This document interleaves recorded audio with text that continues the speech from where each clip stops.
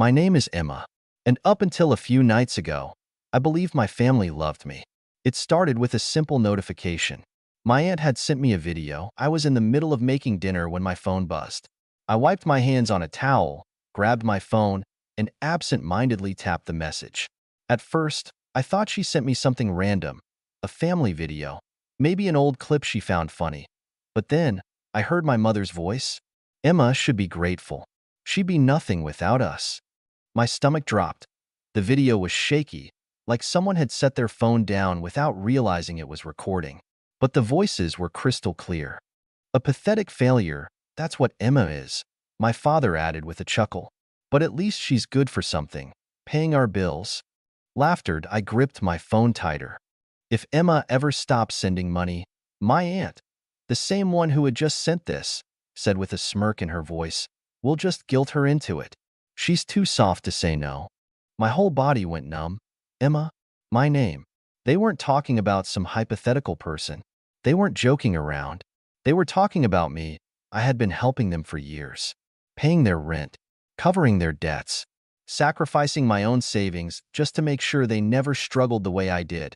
And this is what they really thought of me. I was still frozen, my thumb hovering over the screen, when suddenly, the video disappeared. This message has been unsent. I stared at the notification. My aunt had realized her mistake. She must have panicked and deleted the video, hoping I hadn't seen it. I should have confronted her, should have called her out, should have let them know I knew everything. But instead, I put my phone down and I pretended like I never saw it. And that's when I decided I wasn't going to react. Not yet. I had a plan. I sat there for what felt like hours, staring at my phone. The words kept echoing in my head. Emma should be grateful. A pathetic failure. She's too soft to say no. I wanted to believe it was some kind of misunderstanding. That maybe they were joking. Maybe there was some kind of context I was missing. But deep down, I knew better that I knew the truth. They meant every single word. And the worst part? They weren't wrong about one thing. I was too soft to say no. How many times had they guilt me into helping them? How many times had I put my own life on hold, just to make sure they had everything they needed? My dad's temporary financial struggles turned into me covering rent for years. My brother's tuition? He never even finished college. My mom's endless emergencies? Always conveniently timed when I had just gotten paid. And I had done it all without hesitation. Because that's what family was supposed to do, right? I had spent years convincing myself that I was doing the right thing, that they appreciated me, that they loved me. But that one video shattered every illusion I had left, and now, they thought they had gotten away with it. My aunt had unsent the message, probably breathing a sigh of relief, thinking I hadn't seen it. Maybe she even reassured everyone. Don't worry, Emma didn't watch it. They thought I was still in the dark. And that was my advantage. I could have texted her right then and there. Could have confronted her, told her I saw everything. But what would that do? They'd just deny it, make excuses, twist the situation to make me feel guilty somehow. Oh. If they thought I was still their naive, obedient little bank account, I'd let them believe it, for now. Because in just a few days, the next payment was due. And this time, things were going to be different. The next morning, I woke up to my usual routine. Except everything felt different. The sun still peeked through my curtains, my coffee still brewed like always, but there was this awareness in the back of my mind. Like I was seeing my life from the outside for the first time. My phone buzzed. A message from my mom. Mom, morning, sweetie. Just checking in. Hope you're doing well. I stared at the message. It was normal. Too normal. She never texted me just to check in. There was always a reason, always a request hidden somewhere. And sure enough, a few minutes later, Mom. Oh, by the way, rent is due soon. Can you send it by Friday? There it was. The same cycle, the same pattern. But this time, I wasn't going to play along. I typed out a response, my fingers hovering over the keyboard. My usual reply would be something like, of course, or no problem. Maybe I'd even apologize for taking too long, just to make sure they never felt inconvenienced. Not this time. That I erased everything and simply replied, me. I can't this month. I stared at the message for a few seconds before pressing send. I set my phone down and waited. 1 minute, 2 minutes. Buzz. Mom, what do you mean you can't? I could see the frustration through the screen. I had never said no before. I didn't respond right away. Instead, I took a sip of my coffee, letting her stew in her confusion. A few more messages came in. Mom texted, "Emma, this is serious. We're counting on you. You know we don't have another option right now." Another buzz? This time, my aunt. "Hey, sweetie, your mom is freaking out. Is everything okay?" I almost laughed. "Is everything okay?" Sure. Everything was great. I had spent years paying for their lives, and the one time I even hinted at stopping, they panicked. Not once did they ask if I was okay, if I needed help. It was never about me. It never had been. I took a deep breath and replied, "Me, I have some unexpected expenses this month. I can't send anything. Sorry." That was it. No explanation, no apology, and then I waited. What happened next told me everything I needed to know. The silence was deafening. For the first time in years, I had said no, and they didn't know how to handle it. I stared at my phone, watching the three little dots appear and disappear over and over. My mother was typing, stopping, typing again. I imagined her sitting there, seething, trying to figure out the perfect way to manipulate me into changing my mind. Then, finally, her response came through. Mom texted, "Emma, what do you mean unexpected expenses? What could possibly be more important than your family?" There it was. The guilt trip. The same tactic they'd always used that I didn't reply. I just let the message sit there. Less than a minute later, "Mom, you know your brother has no way to cover rent. If he gets kicked out, that's on you, dada." The brother card. Classic. Then another message, "Mom, we raised you, Emma. We took care of you when you had nothing. Is this how you repay us?" I clenched my jaw, my fingers tightening around my phone. When I had nothing, they never took care of me. I put myself through school. I worked 3 jobs to escape that house. And the moment I had money, they latched onto me like leeches, draining me dry. I had nothing because they took everything. My phone buzzed again. Aunt texted, "Emma, sweetheart, don't do this. We're family. Your mom is just upset. You know how she gets. Just send the rent and everything will be fine." Everything will be fine. Fine for who? I put my phone down, my heart pounding. I needed a second to breathe, to think. I walked to the kitchen, poured myself a glass of water, and took a slow sip. Staring at the clock on the wall, I could feel it. Something shifting inside me. For years, I had been scared of this moment. Scared that if I ever stopped paying, they'd hate me. They'd cut me off. They'd turn their backs on me. But now, I knew the truth. They never loved me. They loved what I could give them. And the moment that stopped, they would show me exactly who they were. I walked back to my phone, picking it up with steady hands. This time, the message was from my father. Dad texted, "Emma, I don't know what's gotten into you, but this is unacceptable. You're being selfish. This family needs you, and you're acting like some entitled brat. Grow up and do the right thing." There it was. The final mask slipping. No more fake sweetness.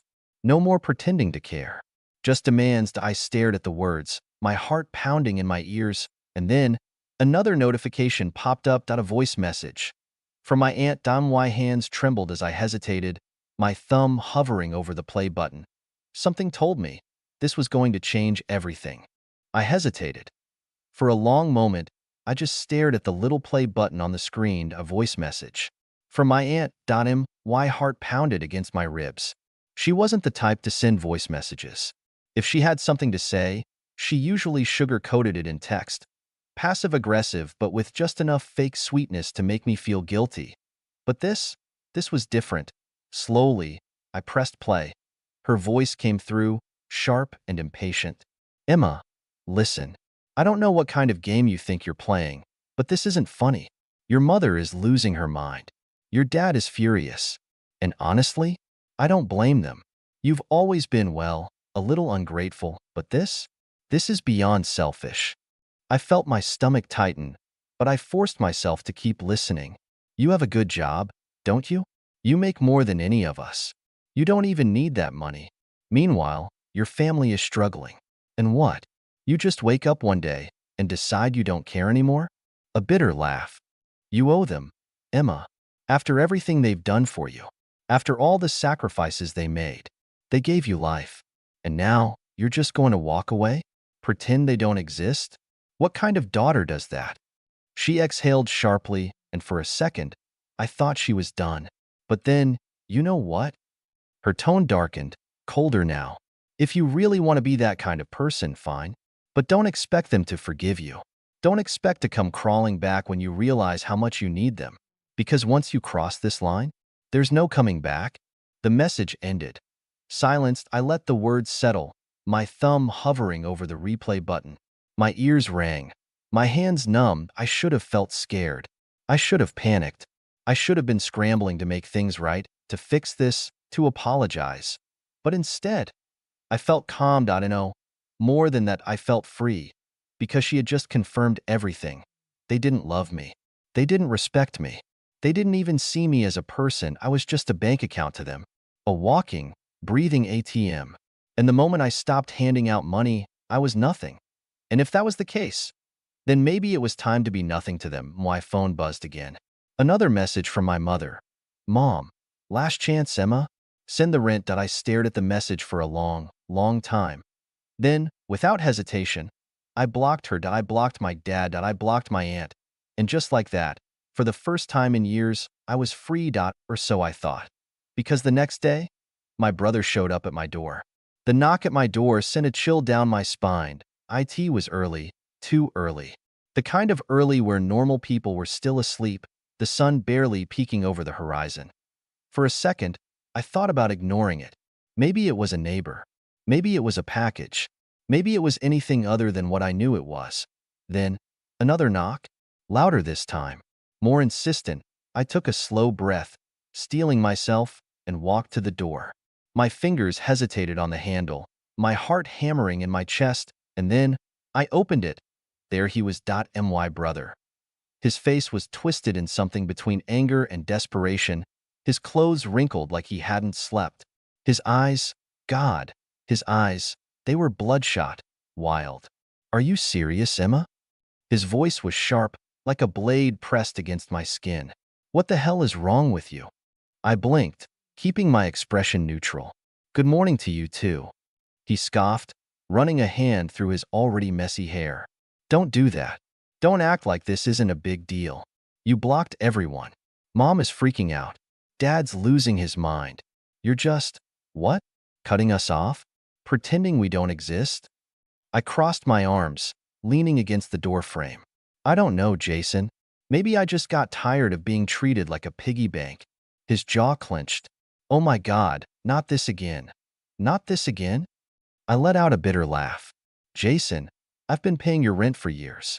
I've covered your bills, your food, even your stupid gym membership.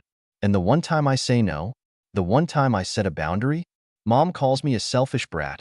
Dad says I'm unacceptable. And you show up at my door like I committed a crime. His lips parted like he was going to argue. But no words came out, so I kept going. And don't even try to pretend you care about me. I saw the video. His face went pale. For the first time, real fear flashed in his eyes. What video? I smiled, but it wasn't a kind one. You know exactly what video? Jason shifted on his feet, glancing away. His hands balled into fists. Look, it wasn't serious, okay? We were just joking. You're being dramatic. Joking? My voice was quiet now, but sharp as glass. You all sat around laughing, calling me a pathetic failure, saying I should be grateful for the chance to pay your bills. Do you know what that feels like, Jason? To hear your own family talk about you like that? He exhaled harshly, rubbing his face. Emma, come on. No. I cut him off. You come on. You want money? Get a job. You want someone to take care of you? Find someone else. Because I'm done. Silenced, he just stood there, staring at me. And for a second, I saw something flicker across his face. Something raw. But it was gone just as quickly. You don't mean that, he muttered. I held his gaze. Yes, I do. Another silence. Then, his expression hardened. His mouth twisted into something ugly. Fine, he spat. You want to be a selfish BTCH? Go ahead. But don't come crawling back when you realize you have no one left. Asterisk, and with that, He turned and walked away, and I stood there, watching him go, my chest tight but my spine straight. Because he was wronged, I did have someone left. I had myself. But just as I closed the door, letting out a shaky breath, my phone buzzed. I glanced at the buzzing phone again, the familiar name flashing on the screen. IT was my mother, but I wasn't going to pick up. Not this time. I had been at her mercy for so long. Her demands, her guilt trips, the way she'd used my own sense of responsibility against me, manipulating me into giving up everything I had just to keep her from falling apart. Not anymore. I turned the phone over, face down, and walked away. The truth was, I was done. Done with being the constant source of money, the safety net that kept my family afloat when they couldn't be bothered to make their own way in the world. Done with the lies and the manipulation. They'd never once asked how I was doing. Never once thought about the toll it took on me to be the one always picking up the slack. I had carried their weight for years. My mother's, my father's, my brother's. All of them acting like I owed them something. Like my life was just one long, endless repayment for everything they had sacrificed for me. But no one had ever asked what I needed, and no one had ever cared about me, and now I was taking control. But my decision didn't go unnoticed. The next morning, as I sat in my living room, the silence felt suffocating. The weight of my choice was starting to settle in, but there was no regret, no second-guessing. I'd made the right decision. Then, my doorbell rang. I wasn't surprised. IT was Jason. I could tell by the way he knocked, demanding, impatient. The last person I expected to show up, but somehow, not surprising, I opened the door slowly, keeping my face neutral. "Emma," he started, the usual arrogant tone gone, replaced by something almost pleading. "You need to listen to me." I didn't invite him in. I stood in the doorway, arms crossed. "I don't need to listen to anything you have to say, Jason." He blinked, taken aback. "Good. No, you don't understand." His voice softened, almost desperate. "Mom's freaking out. Dad's calling me, asking what's going on. They don't know how to fix this. You've cut us all off. You can't just leave us hanging like this." I scoffed, leaning against the doorframe. "Oh, I'm sorry. Did you think I was just going to keep enabling you? Keep paying for your rent, your bills, and pretending everything was fine? No, Jason. I'm done. I don't care how much you or mom or dad beg. I'm done playing the role of the family ATM." His eyes flickered with anger. "You're acting like we've never done anything for you. Like we're all just users, right?" I didn't flinch. "Oh, believe me, I know exactly what I've been to you all. I've been a cash machine, a free ride, and I'm tired of it." Jason's face twisted. "You can't just leave us hanging like this. You owe us, Emma." The words stung, but they didn't break me. They only made me more resolute. "I owe you? I've given you everything. I paid for your rent, your groceries, your bills, while you just sat there and watched me do it. And you want to talk about oh?" His fists clenched at his sides. "You'll regret this. You'll regret cutting us off." I couldn't help but laugh. "No, Jason, you'll regret it. Because I'm not the one who needs you anymore." Without waiting for a response, I slammed the door in his face. IT felt good. But I knew the drama was far from over. Later that night, my phone buzzed again. I almost didn't want to check it, but the curiosity gnawed at me. IT was from my dad. "Dad, we raised you, Emma. Don't think you can just walk away from everything we've done for you. You're making a huge mistake. Come back. We'll talk about it. We'll fix this." I could almost hear the desperation in his words. I sat there for a moment, the phone still in my hand. I could have ignored it. I could have blocked him too. But instead, I had a better idea. I wasn't just going to block them. I was going to make them pay for every single lie, every single moment they'd taken me for granted. And it was going to start now. I stood up, walked to my desk, and opened my laptop.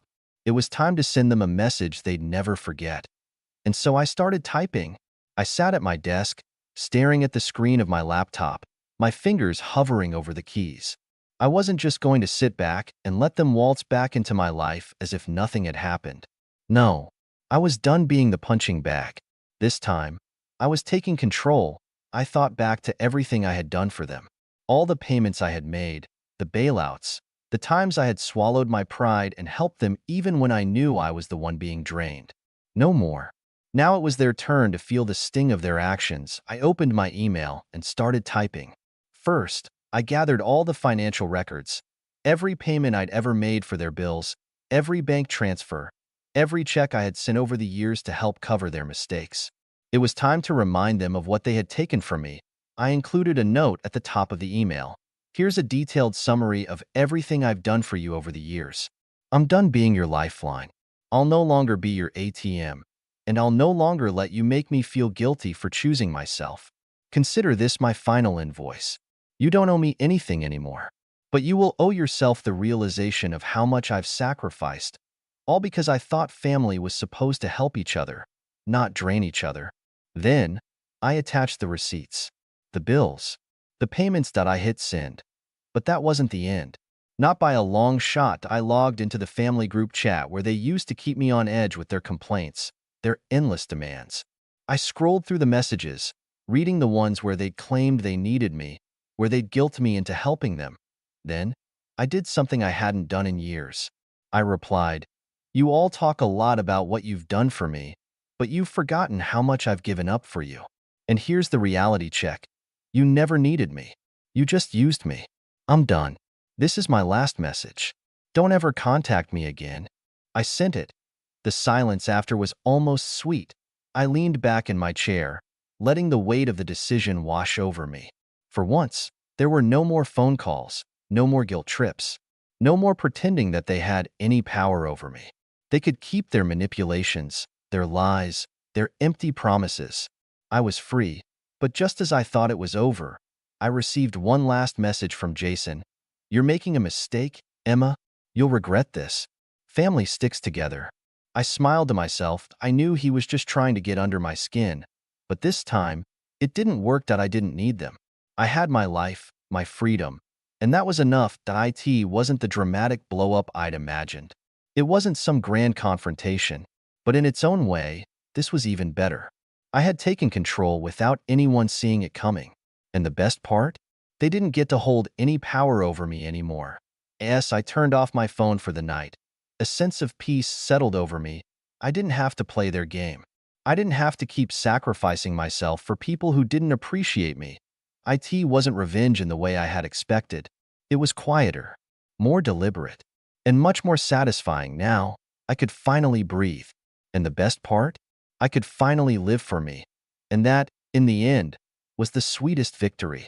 Wow, what a ride that was, right? It's wild to think about how much Emma had to endure for so long, but in the end, she took control of her life. I love how she didn't let all the drama or guilt from her family tear her down. Instead of a huge confrontation, she just cut them off, quietly, but with power. Sometimes, the best revenge isn't about making a scene, but about reclaiming your life and showing people you're not a doormat anymore. But here's the thing, not everyone would have handled it that way. Some people might say she should have fought for the relationship, maybe even given them a second chance. Others might think she did the right thing by cutting them out completely. So, what do you think? Do you agree with Emma's choice? Was her quiet revenge satisfying or too harsh? Let me know your thoughts in the comments below. I'd love to hear what you think.